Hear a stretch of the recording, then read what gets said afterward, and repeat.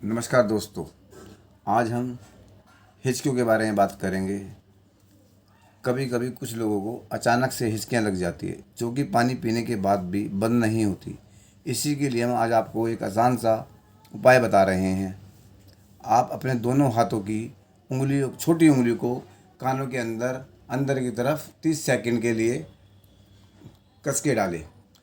30 second बाद आप देखेंगे आपकी हिचकियाँ बंद हो गई। अगर आप इस समस्या से परेशान हैं तो आप हमारी ये टिप आजमाइए एंड गेट वेल सून। अगर आपको हमारा ये वीडियो अच्छा लगा हो, लाइक करें, अपने दोस्तों में शेयर करें और ऐसी ही नई जानकारियाँ प्राप्त करने के लिए हमारे चैनल को सब्सक्राइब करें। धन्यवाद।